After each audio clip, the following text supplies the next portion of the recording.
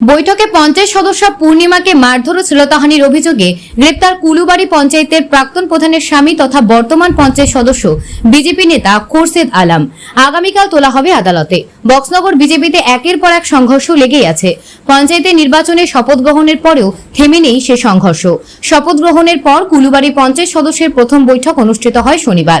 সে বৈঠকে ঘটে বিপত্তি। প্রাক্তন পঞ্চায়েত প্রধানের স্বামী তথ্য বর্তমান ও ৩ নং ওয়ার্ডের মেম্বার খোরশেদ আলম সেই বৈঠকে তারই দলের কর্মী তথা পঞ্চায়েতের অন্য মহিলা সদস্য পূর্ণিমা নমকে বৈঠককে মাঝে মারধর করার অভিযোগ ওঠে। তারপরে তার বিরুদ্ধে সোনামুড়া থানায় মামলা দায়ের করলে পুলিশ মেম্বার খোরশেদকে জিজ্ঞাসাবাদের জন্য থানায় নিয়ে আসে। উল্লেখ্য, এবার পঞ্চায়েত নির্বাচনে কুলুবাড়ি পঞ্চায়েতের প্রধান করা হয় রণজিৎ নম এবং উপপ্রধান করা হয় নুরুল আলমকে।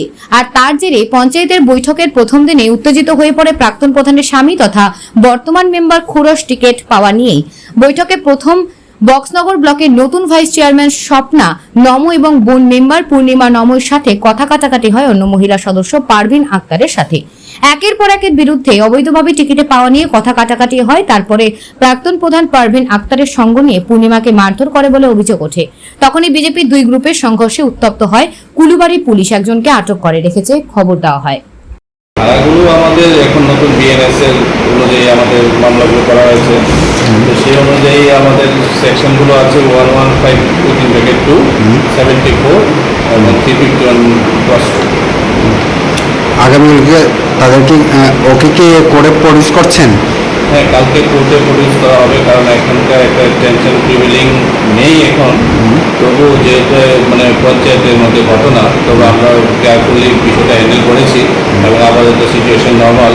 এবং তারপরে আমাদের সার্ভেলেন্স বাকি পুলিশ যা মুভমেন্ট ওগুলো চলছে, এমন ধরনের কিছুই নেই এখন। ওর মানে খোরশেদ আলমের ইন্টেনশন কি ছিল যে যে পূর্ণিমা নমর উপর আক্রমণ করা? ওখানে কিছু ডেভেলপমেন্ট ওয়ার্ক নিয়ে কন্ট্রাডিকশন হয়েছে। তো হয়তো কন্ট্রাডিকশনটা এমন ছিল যে ওনার মানে মনের মতো হয়নি বা ওটা কিছু ছিল। তারপরে এখানে প্রধান উপপ্রধান সবাই এসেই পূর্ণিমাকে ওনাকে নিয়ে এসেই কমপ্লেনটা দিয়েছে। খোরশেদ আলম কোন পার্টিতে বিলং করে? অ্যাকচুয়ালি পার্টি বলতে গেলে তো পঞ্চায়েতের মেম্বার সবাই। হ্যাঁ, তো পার্টি তো একটাই, ওই যে এখন যে রুলিং গভর্নমেন্ট।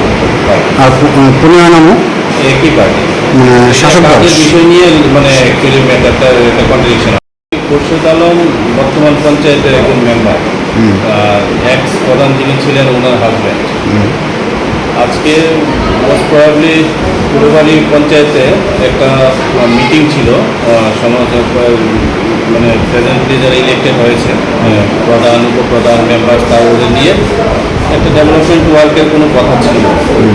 তো ওই সব কথাবার্তা নিয়ে হঠাৎ খোরশেদ আলম এবং পূর্ণিমা নাম একজন মেম্বার, তো দুজনের মধ্যে বসা।